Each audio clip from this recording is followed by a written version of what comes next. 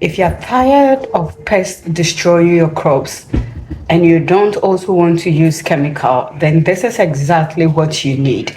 Today, I'm showing you the 7 powerful plants that naturally repels garden pests instantly. These are not theories, okay? We don't do theories here. We are always giving you nothing but the most educative practical aspect of it. So it's not theory, but it is proven. This type of crop is proven, and practically is the solution you need today to start your gardening, right, without using chemicals. So as a farmer, you already know that pests can wipe out weeks or even months of your works. But here is the truth, right? You don't always need pesticide, because most of the pesticides that you use, the residues are on the body of the crop that you are doing what you are going to eat. At the end, you are going to consume it into your body, and we can hear a lot of cancer and a whole lot of diseases that we don't even know where we got it from. So starting a small vegetable farming at home, you should stay away from pesticides, right? Nature already provided a defense system, right? So you just have to use the right plants strategically.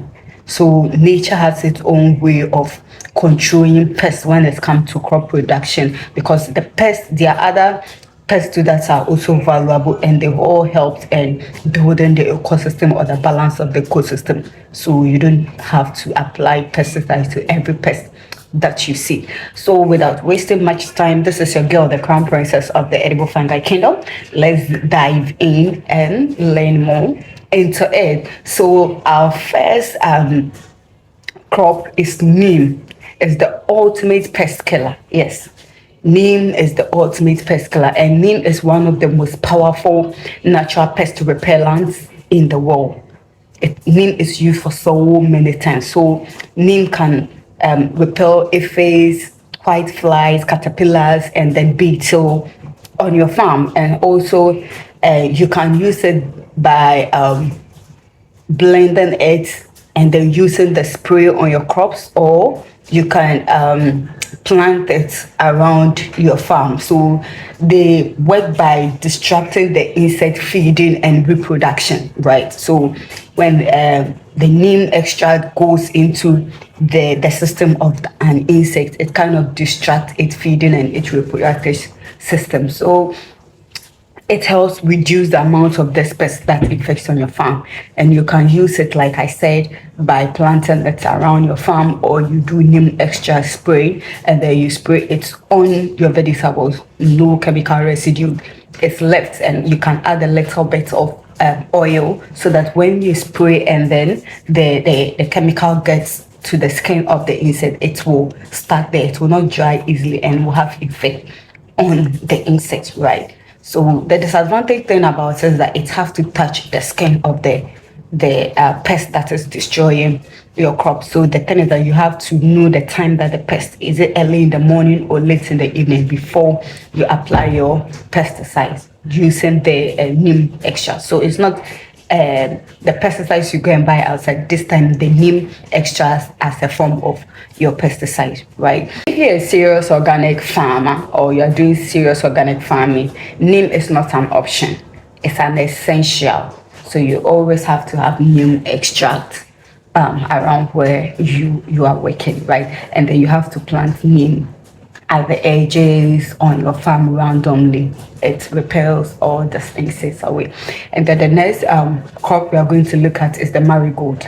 So marigold it acts like a silent protector. So marigolds are more than just flowers. It have these beautiful flowers, but they go way more than that. And they are pest fighters. Yes, that's one of the powerful plants that fights pests. So it repels pests like nematode, aphids, and mosquitoes. And then the secret about it releases a chemical from the root that kills soil pests. So mostly marigolds deal with soil pest, and then you can use it by planting it around vegetables like tomato and pepper.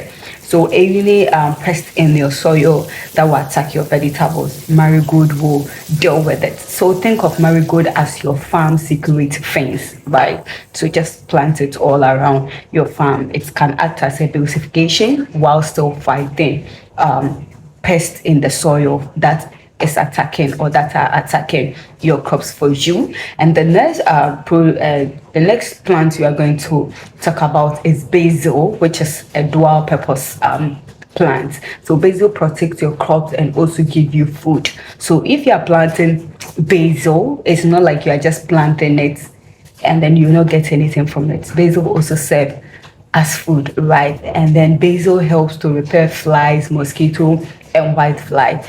And then best pairing or crops that you can plant basil with is tomatoes. It improves the growth of the tomatoes and also protects it. So you can also sell or eat it. So if you're planting basil, you are not just planting it to deal with the pest on your farm, but it's also something you can generate income from, or you can also get food from in your garden. So always include basil in your garden. So this is what we call smart farming: protection plus profit. So always add basil to your garden, right? And our next crop is mint. Yes, mint is also something you can consume also. And then mint has this strong smell and then strong defense. So mint is very aggressive, not just in growth but also in pest control, and then they repels insects like ants, aphids, and then rodents. It's important for you to plant it in a container. It's spread very fast. So if you plant it on the ground, it might occupy a lot of space. That is if your garden is not big or something. And so you have to get a container to plant it. It kind of make it more cute or help it move it to one place and all that. So planting it in a container will help. And then use mint leaf to make natural spray. So just like we talked of the neem, you can use the mint to get liquid out of it, get an extract out of it, and use the extract to spray. You can add a bit of pepper and a bit of oil to it and then use it to spray your vegetables, right? So as you are spraying, you also can eat it or sell it. So it's strong smell, confuse pests, and then drive them away instantly. So it doesn't kill the pests, because like I said, some of the pests help the ecosystem balance. We don't have to kill all the pests, right? So this means it's a way of, you're not killing the pests, but you're not also allowing the pest to destroy your crop for you, right? So the spray kind of confuse the pest, and then they go away from your crop in your garden. And then the next crop you're going to talk about is garlic. Yes, it's a natural insecticide, right? Garlic acts as a natural insecticide. Garlic doesn't just fight disease in human. You know, garlic is very good for human. It also fights pests in plants, right? So we have pests like the aphids, the spider mites, the caterpillars, right? All this, the garlic can deal with it. And you can use it by, you first of all crush the garlic, and then you mix it with water, and then you spray it around the crop. So we are looking at neem, we are looking at mint, and we are looking at garlic. All this you can mash it, get the liquid out of it, and use it to spray. And you can do a combination of that to spray your crop, right? So garlic acts like a natural chemical weapon without any harmful effect. So if you apply it on your farm today, you can consume it today. If you apply garlic extract on your farm today, you can still harvest it today and eat it. There's no harmful chemical residues on it. And the final crop we are looking at is the lemongrass, which is a mosquito and insect repellent. So lemongrass contains citronella, right? And what many insect repellents are made from. So when you pick a lot of insect repellent, or you buy insect repellent from the market, they always have this active in the ingredient called the citronella, right? And lemongrass contains that, and it helps repels mosquitoes and then flies. right? And then you can plant it around the edges of your farm so that the smell kind of keep um, the insects far away. You can even plant it around your houses to also repel mosquitoes that will cause malaria to you as an individual, right? And it also has market value. You can also sell it, and then people use it to make tea for themselves, a whole lot of medicinal drugs, so you can also make money out of it. So this is perfect for farmers who want both protection and income. Okay, and then bonus, let's talk about this bonus. Rosemary is a tough defender. So rosemary is strong, hardy, and then highly effective when it comes to the cabbage mold, carrot flies, and then beetle. Rosemary works well in dry condition, especially if you are a seasonal farmer or a farmer that grows your vegetables in the dry season, or you have a garden and dry season you still do production.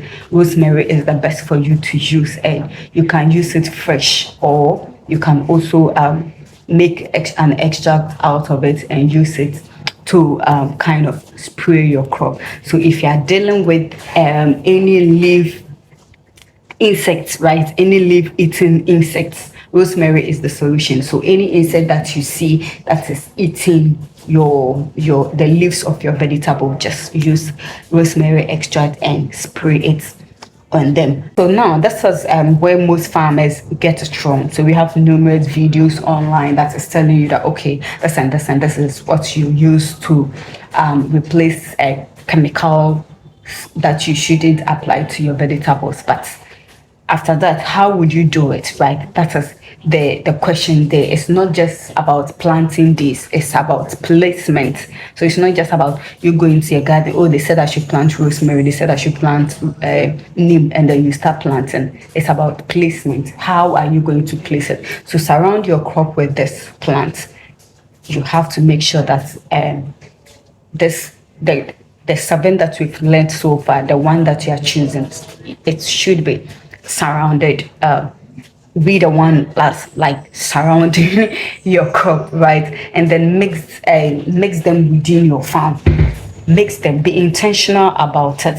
Have the mindset that they are solving problems. So you just don't put one or two on the farm and then you feel like, oh, that is okay. No, do intercropping with the vegetables that you are growing, and then combine spraying and then the live plant to maximum effect. So if you really want to see the effect fast, you have to plant it, and then you also have to weekly do the spraying, or every 2 weeks you do the spraying. So the thing is that if you don't plant it and you are looking for some to spray, you have to go a far distance to look for some, or you might not even find some, right?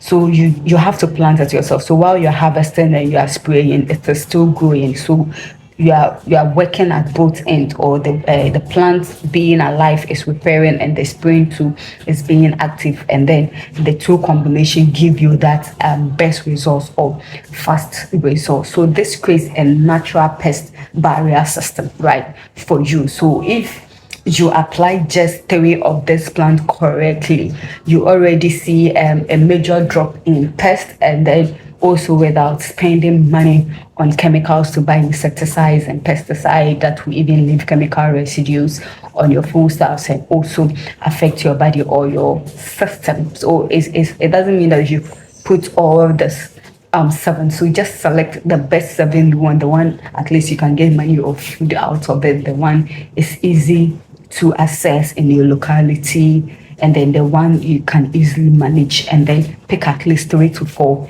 incorporate it with your vegetable, and you are free to go, and pests will stop disturbing you on your farm. So if you found this lessons useful, don't forget to subscribe for more. You know that Premium Agri Hub is all about practical and farming strategy, agribusiness growth, and making money from the farm. And we are always doing practical, proven points, and then what will actually work for you. And then, what will actually work for you. So we'll bring this lesson to an end. Don't forget to subscribe, like, Give a comment if you've used any of the crops we've mentioned too. Drop in the comment section, and see you same time tomorrow. This is your girl, the Crown Princess of the Edible Fungi Kingdom. Bye bye.